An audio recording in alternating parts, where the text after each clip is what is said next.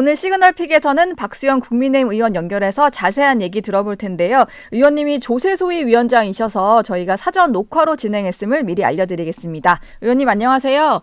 예, 안녕하십니까. 오랜만입니다. 예, 반갑습니다. 요새 국회 일정이 참 많아서 바쁘실 것 같은데 오늘은 서초동 일정이 상당히 중요한 날이잖아요. 네, 그렇습니다. 박수영 의원님 하면은 뭐 지난 국회 때부터 이재명 대표 저격수 활동을 오랫동안 해오셨는데 어제 SNS에 오늘 위증교사 사건에 대해서 징역 2년 예상한다 이런 글을 올리셨더라고요. 네네. 예, 어떤 이유로 이런 예상을 하시는 건가요?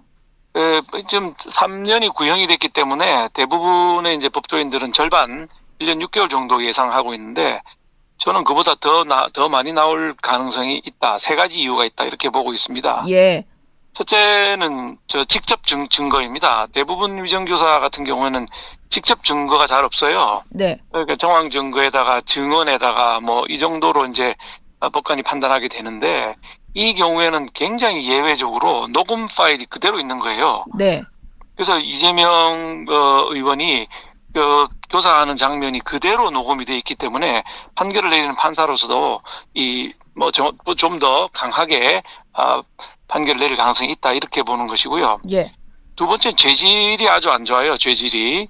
그러니까 전화를 뭐 그대로 증언해 달라고 하면 1, 2분이면 통화하면 될 걸 4번에 걸쳐서 30분을 통화를 하게 되거든요. 예, 그러면서 뭐 중간에 뭐 그렇게 기억난다고 말하면 된다고 얘기를 하질 않나. 네, 변론 요지서를 보내주지 않나. 이게 굉장히 재질이 좋지 않아요. 그다음에 그 마지막에는 변호사를 또 시켜서 신모 변호사, 이재명의 변호사가 전화를 해서 확인 사설 내지는 뭐 리허설 비슷한 것까지 하게 되거든요. 네, 게다가 마지막 통화를 보면은 이재명 그 의원이 김진성 씨하고 한 마지막 통화를 자세히 보시면은 3천만 원 준 적 있지 이렇게 얘기를 합니다. 뇌물로. 네, 그 일종의 협박이거든요. 이거 제대로 너 안 하면 이것 사건까지도 문제될 수 있다. 저는 그렇게 봤습니다. 그래서 상당히 협박적으로 얘기하는 부분이 있기 때문에 단순히 위증교사가 아니라 협박까지 곁들인 거라고 보기 때문에 재질이 아주 안 좋다 이렇게 보고 있고요. 예, 마지막 세 번째 이유는 동종 전과입니다. 이재명 의원은 그 무고죄와 검사사칭을 묶어서 150만 원의 벌금을 받은 전과가 있거든요. 네, 근데 무고죄하고 그 위증교사는 모두 국가를 상대로 거짓말을 하는 겁니다. 그러니까 개인의 피해를 주는 게 아니라 사법 시스템에 대한 피해를 주는 거라서 무고죄와 위정교사는 동종의 전과로 간주를 하고 있기 때문에 동종 전과자는 또 가중되는 이유가 됩니다. 예, 이런 세 가지 이유, 직접 증거가 있다, 네. 죄질이 아주 좋지 않다, 그리고 동종 전과가 있다. 이 세 가지를 감안하면 뭐 대부분의 법조인들이 예상하는 1년 6개월보다 조금 더 나올 가능성이 있다. 저는 이렇게 보고 있습니다. 이게 집행유예가 아니라 실형으로 징역 2년이 나올 거다 이렇게 보시는 거죠? 예, 저는 뭐 그 법정 구속은 하지 않겠지만 네, 동종 전과자에 대해서 집행유예 주는 건 아주 예외적인 것입니다. 그래서 실형으로 나오되 법정 구속은 하지 않을 것이다. 네. 뭐 그렇게 보고 있습니다. 지난 그 15일에 선고됐던 건 공직선거법 위반 사건이었는데 여기서 사실 중요한 증거라고 하는 게 박수영 의원님이 지난 이제 대선 앞두고 좀 그 공개를 하셨던 사진이잖아요. 네. 민주당 검찰독재위원회에서는 이렇게 얘기를 하더라고요. 이제 박수영 의원이 전체 사진 중에 일부만 떼어난 그 사진에 대해서 이제 조작이다라는 설명을 한 거였다. 그래서 예. 항소심에서도 이런 논리를 그대로 유지할 것처럼 얘기를 하던데요. 네. 어떻게 들으셨어요? 민주당 쪽 설명을. 뭐 이제 지푸라기라도 잡는 심정으로 억지를 부리고 있는 거라 생각이 듭니다. 그 사진은 출장을 12명이 갔고요. 예. 사진엔 10명이 나오고 한 사람이 찍었고 한 사람은 그 호텔에 그냥 있었던 걸로 알려져 있습니다. 네. 그래서 그 10명이나 있는 사진을 공개하면 누구다 이렇게 다 또 한 복잡하기 때문에 고 김문기 씨하고 이재명 의원이 가까이 있었기 때문에 그 사진을 클로즈업을 한 것이 조작한 것이 아니고요. 예. 그다음에 그 골프 때문에 그 이재명 의원의 모자에 골프 칠 때 쓰는 볼 마커가 있었기 때문에 그거를 제가 확대한 것이거든요. 그래서 이거 뭐 조작이라고 하면 없는 고 김문기 씨 얼굴을 뭐 제가 집어넣는다든지 뭐 이러면 조작이 되겠지만 10명이 찍은 사진의 일부를 공개한 거기 때문에 이건 클로즈업이지 조작이 아니다. 그럼에도 불구하고 조작이라 조작하는 거는 그만큼 마음이 급하다. 지푸라기라도 잡고 싶다. 이런 생각입니다. 이런 생각이지 싶어요. 예. 보니까 고 김문기 전 처장 아내 같은 경우는 이재명 대표에게 유죄 선고된 이후에 위안이 된다 이런 얘기를 주변에 좀 전했다고 하더라고요. 네. 의원님께서 또 얼마 전에 좀 올리신 다른 SNS 글을 보니까 유가족들을 위해서라도 진실이 규명돼야 한다라고 하면서 이게 뭐 고 김문기 처장 외에도 다른 이제 좀 숨진 분들이 있다 보니까 여기에 네. 대한 특검을 해야 된다라고 주장을 하셨어요.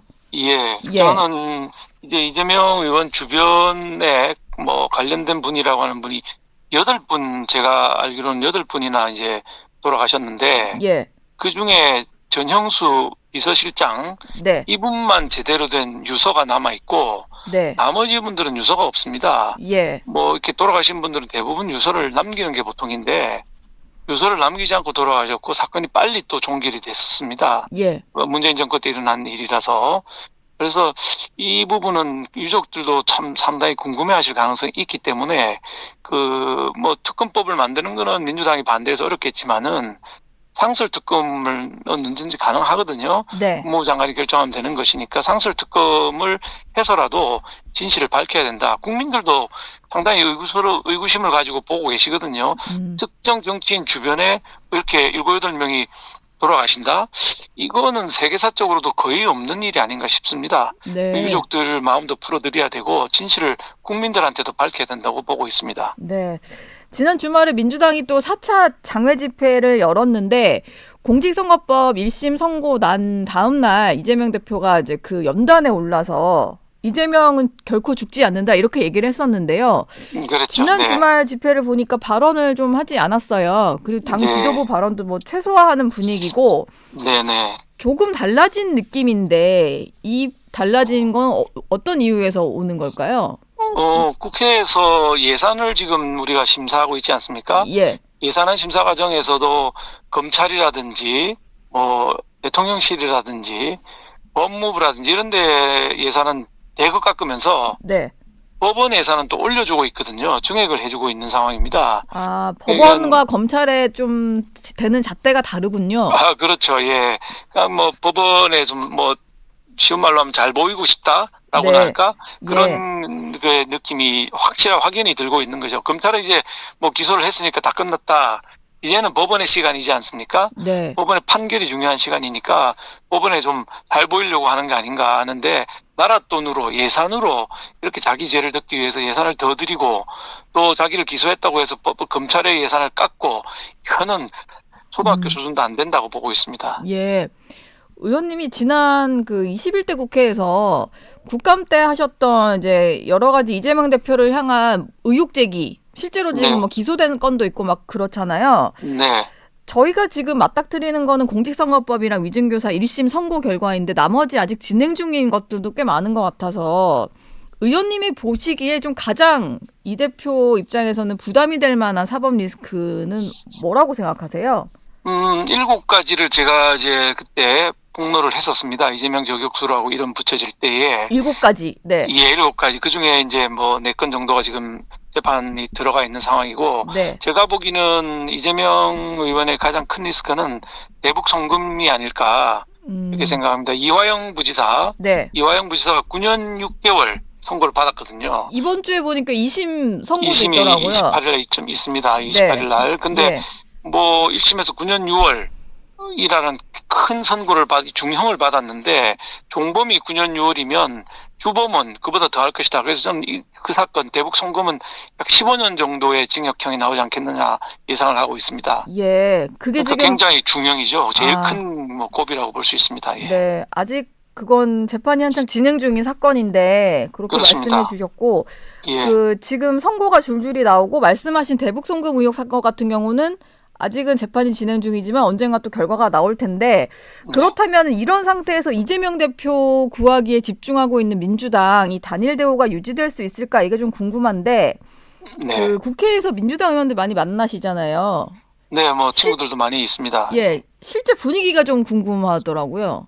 예, 많이 흔들리고 있죠. 우선 네. 뭐 삼김 삼총 뭐 이런 얘기도 언론에서 하지 않습니까? 네. 그분들이 오늘 25일 재판이 끝나고 나면 공식적으로 좀 움직일 것 같고, 이미 지난주에 이제 동교동계 막내라고 하는 설훈 예. 의원이 뭐 당대표 내려놔야 된다. 이재명 아니라도 당대표 할 사람 많다.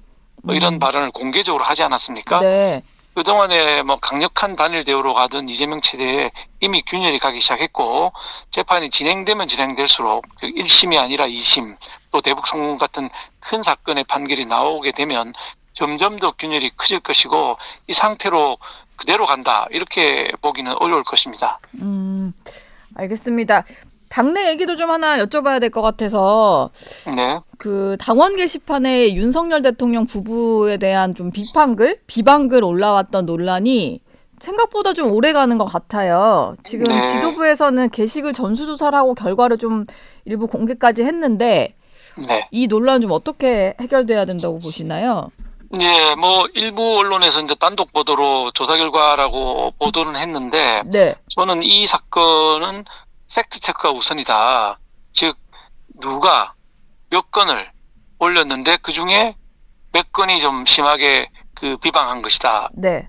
이런 것들이 지금 아직 명확하지 않아요. 단독 보도는 나왔지만. 일단 누가 그래서 올렸느냐 이게 그렇죠. 좀 누가. 명확치 않죠. 네. 예, 누가 언제 몇 건을 올렸고 그 중에 몇 건이 정말 심한 표현인지를 다 공개를 하고, 그 팩트가 분명한 상황에서 의원들과 당원들의 의견이 어떻게 수합되는지, 어떻게 모아지는지를 봐야 될 거라고 생각합니다. 아직은 뭐 이렇더라 저렇더라 하는 가십성의 소문만 있지 명확한 팩트가 없기 때문에 그 이유를 결과를 예측하는 건 좀 시기상조다, 이렇게 생각합니다.